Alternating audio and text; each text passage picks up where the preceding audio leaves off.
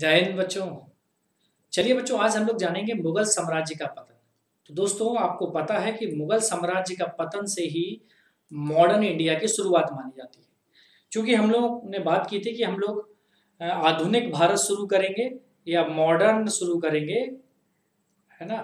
तो modern history शुरू करने के लिए हमें मुगल साम्राज्य के पतन को समझना होगा, इसके बैकग्राउंड को समझना होगा। ठीक है, तो आज हमारा टॉपिक शुरू होने जा रहा है मुगल साम्राज्य आखिर क्या था।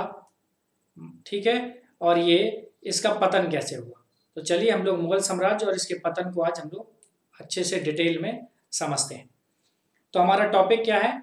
मुगल साम्राज्य का पतन। हमारा टॉपिक है बेटा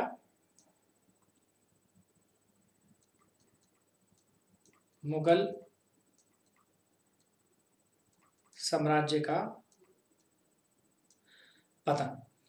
अगर मुगल साम्राज्य के पतन को समझें, बृहद दृष्टिकोण में समझें या फिर व्यापक परिप्रेक्ष्य में समझें, तो इसकी स्थापना को समझिए सबसे पहले जहीरुद्दीन बाबर ने 1526 ईस्वी में। तो इसकी स्थापना को आप समझिए, हम लोग क्लास में पहले बात कर चुके हैं। ये वीडियो यूट्यूब पर भी उपलब्ध होगा बच्चों, क्योंकि कई सारे बच्चों की डिमांड है कि सर यूट्यूब पे भी डाल दिया करिए। तो इसकी स्थापना 1526 ईस्वी में बाबर के द्वारा की गई थी। हम लोग पढ़ चुके हैं इसको, थोड़ा शॉर्ट में समझिए। बाबर के द्वारा की गई थी। 1526 में कौन सा युद्ध लड़ा गया था? पानीपत का फर्स्ट वार, है ना। अपन ने कौन सा युद्ध उस समय देखा था? पानीपत का फर्स्ट वार वहां पर लड़ा गया था। और साम्राज्य का विस्तार उनके उत्तराधिकारियों के समय में भी जारी रहा। ठीक है, औरंगजेब को देखिए, औरंगजेब का कार्यकाल कब है? औरंगजेब कब आया?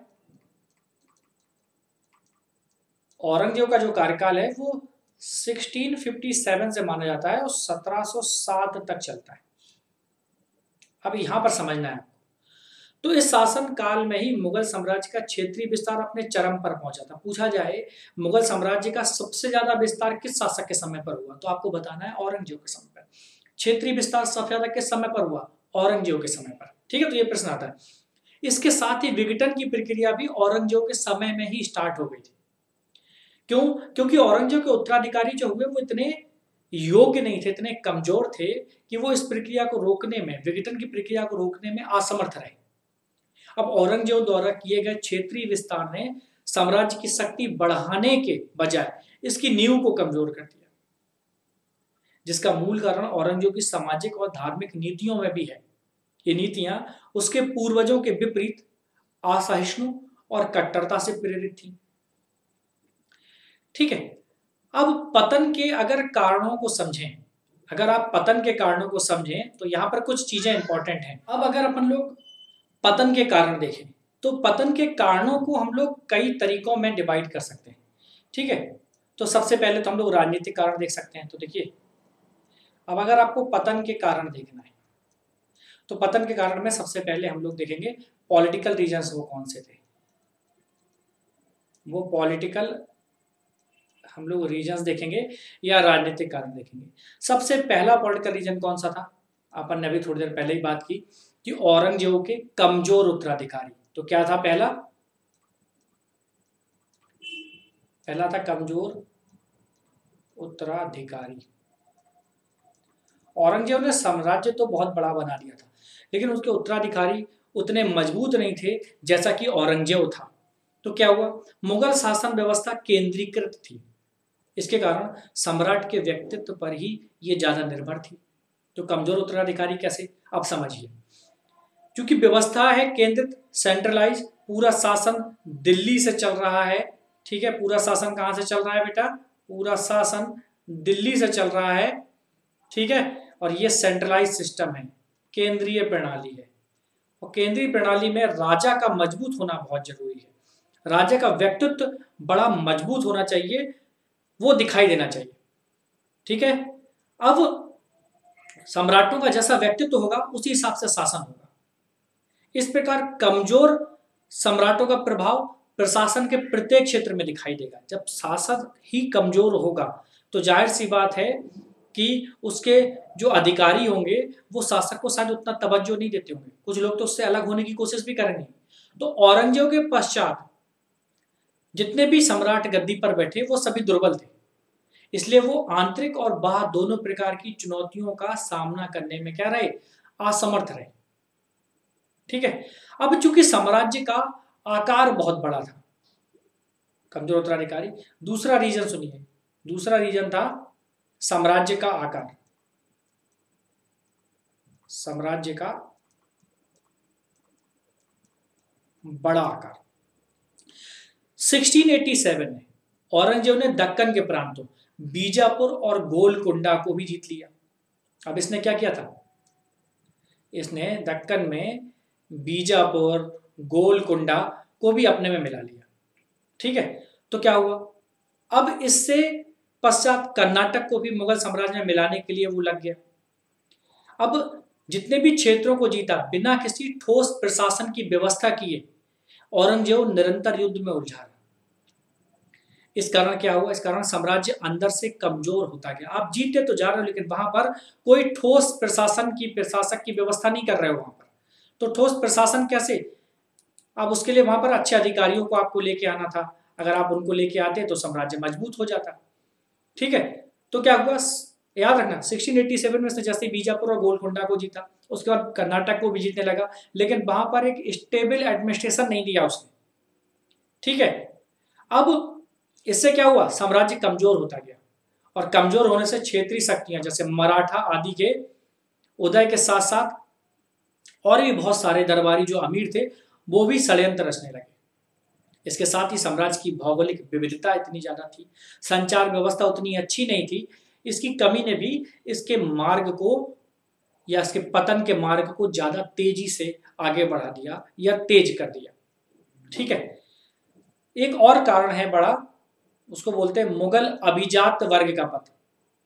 ठीक है, मुगल अभिजात वर्ग का कथन। जब मुगल भारत आए तो उनके पास एक साहसिक चरित्र था। बाबर को देख लीजिए आप, है ना, देखते ही सोचिए कि बाबर हिंदुस्तान में आता और हिंदुस्तान पे कब्जा कर लेता, सोचिए उसका अभिजात वर्ग कितना अच्छा होगा। ठीक है। परंतु ज्यादा धन विलास और ने उसके चरित्रों को कमजोर कर दिया अभिजात वर्ग के, और उन्हें आयोग और उत्तरदायित्व विहीन कर दिया। जब बाबर के साथ जो अमीर आए थे वो क्या थे, वो बड़े साहसी थे, वो बड़े महत्वाकांक्षी थे, वो आगे बढ़ना चाहते थे, इसलिए बाबर को सपोर्ट कर रहे थे, बाबर के साथ जुड़े हुए थे। लेकिन अब क्या हो रहा था, अब धन विलास लालच हावी हो गया, जिससे क्या हो गया कि वो आयोग और उत्तरदायित्व विहीन हो गए। ठीक है। और उनमें पतन का मुख्य कारण अभिजात वर्ग का एक बंद कारपोरेट के रूप में काम करना था। एक अन्य कारण भी था असाधारण जीवन शैली और विलासिता की खराब आदतें। इन सब के कारण बड़ी जागीरों के बावजूद, बहुत सारी बड़ी बड़ी जागीरें इनको दी गई थी, इसके बावजूद भी कई अभिजात वर्ग दिवालिया हो गए और इनका पतन प्रारंभ हो गया। परंतु संपूर्ण अमीर वर्ग के बारे में ऐसा नहीं कहा जा सकता, क्योंकि इन्हीं के मध्य कुछ मुर्शिद कुली खां बंगाल में जिनकी स्थापना की थी जिन्होंने, निजामुल मुल्क जिसने हैदराबाद की स्थापना की थी, शहादत खां जिसने अवध की स्थापना की थी, जैसे सुयोग्य अमीर भी थे जिन्होंने अपने क्षेत्र में सुदृढ़ प्रशासनिक व्यवस्था स्थापित करके उसका विकास भी किया। एक और बहुत बड़ा कारण था, वो था दरबार में गुटबंदी। जो चौथा बड़ा कारण है डी, उसको कहते हैं गुटबंदी। औरंगजेब के समय तक तो सब ठीक रहा, औरंगजेब के बाद गुटबंदी आपको ज्यादा देखने को मिलती है। ये देख लीजिए, आप लिख लीजिए गुटबंदी। ठीक है, कौन किस गुट में रहेगा। अब औरंगजेब के अंतिम दिनों में दरबार में एक उमरा वर्ग था, वो प्रभावशाली गुटों में बट गया। अब इन गुटों ने साम्राज्य में शाश्वत राजनीतिक अशांति की स्थिति उत्पन्न कर दी। हर गुट का ये प्रयत्न रहता था कि वह सम्राट के कान भरे और सम्राट को दूसरे गुट के विरुद्ध कर दे। ये गुट आपस में छोटे छोटे युद्ध भी लड़ते रहते थे। विदेशी आक्रमणों के विरुद्ध भी ये गुट एक नहीं हो सके। और इन्होंने मिलकर षड्यंत्र भी रचे और उसी में लगे रहे, जिससे साम्राज्य का शासन धीमे धीमे लुप्त प्राय हो गया। अब जब सम्राट का शासन ही लुप्त प्राय हो जाएगा तो फिर क्या बचेगा। यहाँ तक कि निजामुल मुल्क और बुरहान मुल्क ने नादिर शाह से मिलकर दिल्ली प्रशासन के विरुद्ध षड्यंत्र रचे और अपने निहित स्वार्थों के लिए साम्राज्य के हितों का न्योछावर कर दिया। एक और बड़ा रीजन है जिसे हम ई में डाल सकते हैं, उत्तराधिकार का त्रुटिपूर्ण नियम।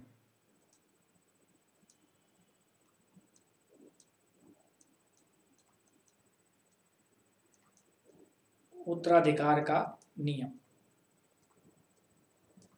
ये स्पष्ट नहीं था। मुगलों में लॉ ऑफ प्रिमोजेनिट्यूर जिसे बोलते हैं ज्येष्ठाधिकार का नियम नहीं था, इसलिए मुगल शहजादे सम्राट बनने के लिए स्वयं को समान रूप से योग्य समझते थे और अपने दावे के लिए लड़ने को भी तैयार रहते थे। शक्तिशाली शासक निर्माता उमरा वर्ग केवल अपने निजी स्वार्थों के लिए शासकों को सिंहासन पर बैठाते और उतारते थे।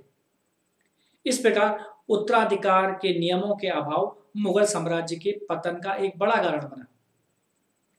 इसके अलावा क्षेत्रीय शक्तियां भी उठ रही थी, जैसे मराठों का उत्थान। एफ में हम लोग मराठों के उत्थान को ले लेते हैं। मराठों का उत्थान।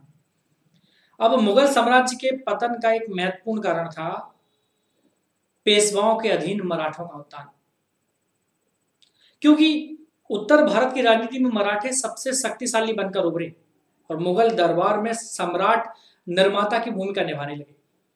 इसके साथ ही मराठों ने भारत को अहमद शाह अब्दाली जैसे आक्रांता से बचाने का भी प्रयास किया। यद्यपि मराठे भारत में एक स्थायी सरकार बनाने में असफल रहे, फिर भी उन्होंने मुगल साम्राज्य के विघटन में बहुत ज्यादा योगदान दिया, क्यों, वो भी मुगलों को कमजोर कर रहे थे। इसके बाद जो दूसरा सबसे बड़ा कारण है वो है सैन्य कारण। ये तो हो गया राजनीतिक कारण। अब सैन्य कारण में देखिए, अब सैन्य कारण में बहुत सारे कारण हैं, उनमें से हम कुछ ही चीजों को समझेंगे। मुगल विघटन का एक अन्य कारण मुगल सेना की क्षमता की कमी रही होगी। ठीक है, मनोबल में भी कमी थी। मुगल साम्राज्य के विघटन के मुख्य कारकों में से सेना का नैतिक पतन था। तो क्या हो गया, सैन्य कारण में क्या हुआ, नैतिक पतन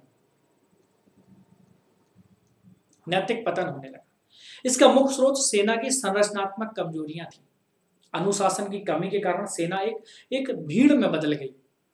सैनिकों में अभ्यास का अभाव हो गया, साथ ही उनको पेशेवर प्रशिक्षण भी नहीं मिलता था, जैसा औरंगजेब के समय तक मिला। सैन्य अपराधों के लिए कोई नियमित सजा नहीं थी।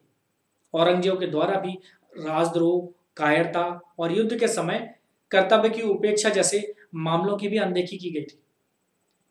इसके अतिरिक्त मुगलों की सैन्य व्यवस्था की कमजोरी के बारे में यह तर्क दिया जाता है कि उनके हथियार और युद्ध के तरीके काफी पुराने हो गए थे, है ना। तो उनके हथियार और युद्ध के तरीके अब पुराने हो चुके थे।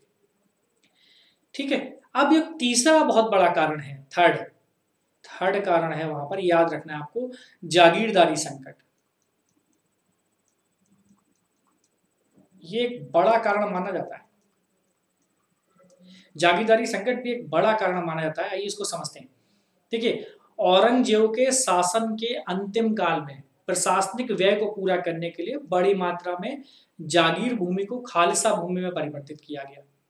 खालसा भूमि वो जो राज्य के अधिकार में प्रत्यक्ष हुआ करती थी, ठीक है, और उसी को फिर दे दिया करते थे जागीरों के रूप में। वहीं दूसरी ओर नए मनसबदारों की नियुक्ति भी जारी रही। अब आप पुराने मनसबदारों को तो जागीर दे नहीं पा रहे हो क्योंकि जागीरों की कमी, और नए मनसबदारों को नियुक्त करते जा रहे हो, जिससे एक विरोधाभास की स्थिति उत्पन्न हो गई।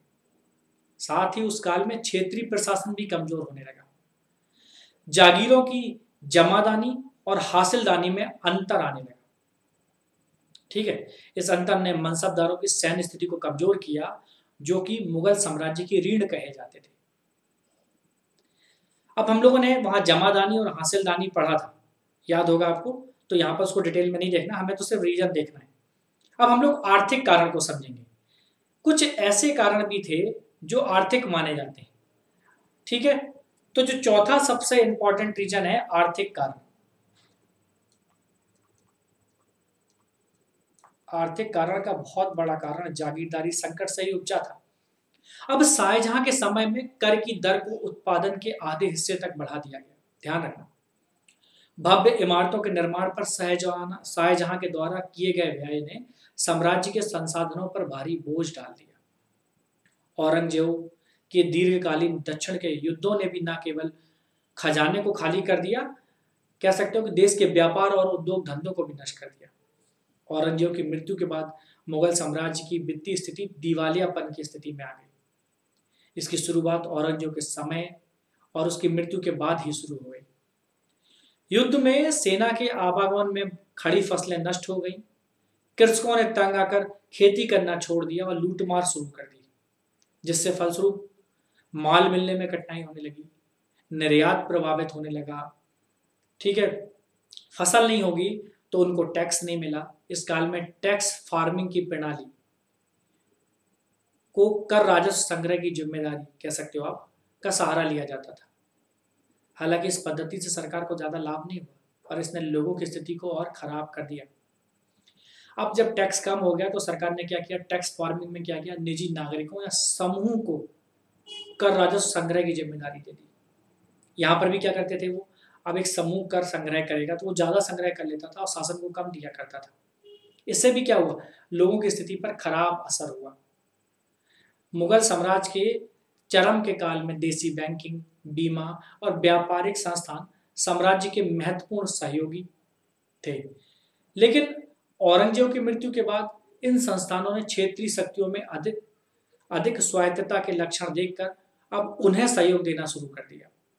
जैसे वो अवध को सहयोग देने लगे, बंगाल को सहयोग देने लगे, हैदराबाद को सहयोग देने लगे। इससे मुगल साम्राज्य की आर्थिक स्थिति दिवालियापन की ओर बढ़ने लगी। कृषि क्षेत्र में निवेश भी कम हो रहा था, आश्रितों की संख्या, कृषि पर आश्रितों की संख्या बढ़ रही थी, भू राजस्व की दर में बढ़त हो रही थी और समय के साथ नई प्रौद्योगिकी का विकास नहीं हो पा रहा था। शहरी जनसंख्या का ग्रामीण क्षेत्र से प्राप्त अधिशेष पर ही निर्भर रहती थी। इन जैसे कारणों ने साम्राज्य की आर्थिक स्थिति को कमजोर कर दिया। अब और भी कई कारण थे, इनमें से हम सामाजिक कारणों को समझ सकते हैं। तो 4 कारण तो हमने इंपॉर्टेंट पढ़ लिए। अब जो 5वां कारण है वो क्या है, वो है सामाजिक कारण।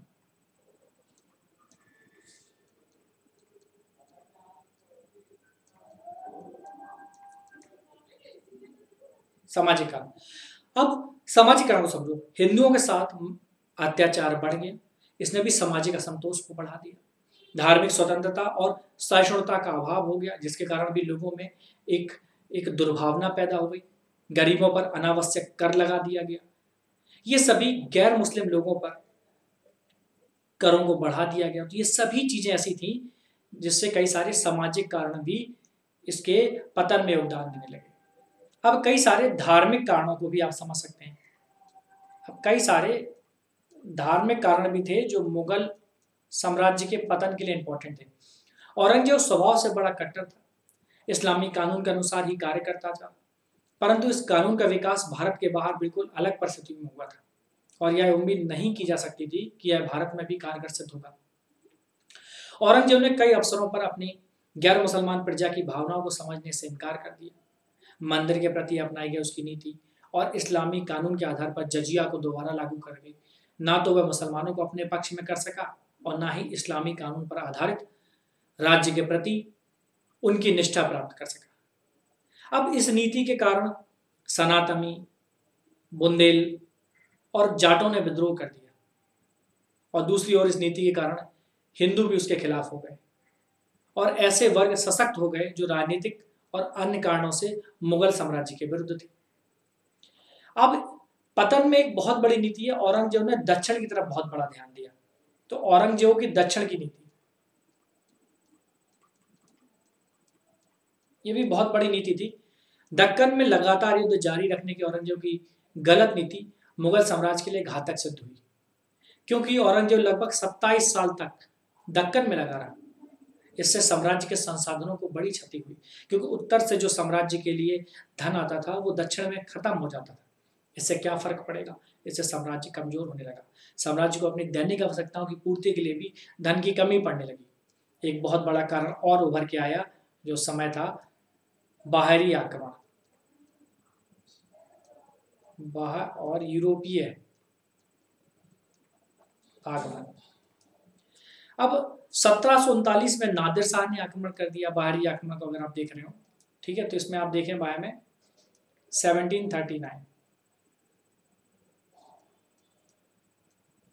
1739 को दोस्तों याद रखिए कि नादिर शाह के आक्रमण ने जो वैसे भी नष्ट होता हुआ मुगल साम्राज्य था उसको और ज्यादा आघात पहुंचा दिया। राजकोष खाली हो गया। सैनिक दुर्बलता नादिर शाह के आक्रमण से स्पष्ट हो गई। जो लोग मुगल नाम के से भय खाते थे अब वो सिर उठाने लगे और मुगल सत्ता की अब खुलकर वो अवहेलना करने लगे। मुगल सैन्य दुर्बलता के कारण 18वीं शताब्दी में भारत में सैनिक सामंती शाही का बोलबाला हो गया था। यूरोपीय कंपनियां भी अब सैनिक सामंत बन गई और शीघ्र ही भारतीय रजवाड़ों से व्यापार और सैनिक सत्ता में आगे निकल गई। इंग्लिश ईस्ट इंडिया कंपनी के क्षेत्रीय लाभ ने मुगल साम्राज्य के पुनरुत्थान की सभी संभावनाओं को अब खत्म कर दिया। अंग्रेजों ने प्लासी की लड़ाई जीती, साथ ही दक्कन और गंगा क्षेत्रों में अपने साम्राज्य का विस्तार जारी रखा और समय बीतने के साथ वो पूरे भारत में अपनी पकड़ मजबूत करने में सक्षम हो गए और मुगल साम्राज्य के पुनरुत्थान के लिए अब कोई मौका नहीं छोड़ा। एक और बड़ा कारण है, वो है नई शक्तियों का उत्थान। नई शक्तियों का उदय। पंजाब में सिख, राजस्थान में राजपूत और रोहिलखंड में रोहेला सरदार और आगरा और मथुरा में जाट ज्यादा शक्तिशाली हो गए थे। बंगाल, अवध और हैदराबाद ने अपनी स्वतंत्रता की घोषणा पहले ही कर दी थी। तो इससे नई शक्तियों का उत्थान हुआ। अब इस पतन के क्या परिणाम निकले? ब्रिटिश शासन के लिए भारत के द्वार खुल गए। भारतीयों को एक सूत्र में बांधने वाली अब कोई प्रणाली नहीं रही। जो मुगल थे पहले, अब ऐसी कोई ताकत नहीं रही जो पश्चिम से आने वाली शक्तियों से लड़ सके। स्थानीय राजनीतिक और आर्थिक शक्तियां अपने प्रभाव क्षेत्र का विस्तार करने लगी। कई रियासतों ने अपने आप को स्वतंत्र कर दिया, जैसे बंगाल, अवध और हैदराबाद। तो यहां से ये निष्कर्ष निकलता है कि मुगल साम्राज्य का पतन और विघटन आर्थिक, सामाजिक, राजनीतिक और संगठनात्मक कारकों से हुआ है। अकबर की नीतियों से विघटन के तत्वों पर कुछ समय तक प्रभावशाली नियंत्रण रखा जा सका, लेकिन समाज व्यवस्था में कोई मूलभूत परिवर्तन कर पाना बहुत जटिल था। जब तक औरंगजेब ने सिंहासन संभाला, विघटन की सामाजिक और आर्थिक शक्तियां अधिक शक्तिशाली हो चुकी थी। इस व्यवस्था में मूलभूत परिवर्तन करने के लिए औरंगजेब ने राजनीतिक योग्यता और दूरदर्शिता दोनों की कमी थी। वह ऐसी नीतियों के पालन में भी असमर्थ रहा जिससे परस्पर विरोधी तत्वों पर कुछ समय के लिए रोक लगाई जा सके। इस प्रकार औरंगजेब न केवल परिस्थितियों का शिकार था, बल्कि उसने स्वयं भी ऐसी परिस्थितियां पैदा कर दी जिससे मुगल साम्राज्य के पतन में उसने ऑटोमेटिकली अपना योगदान दे दिया।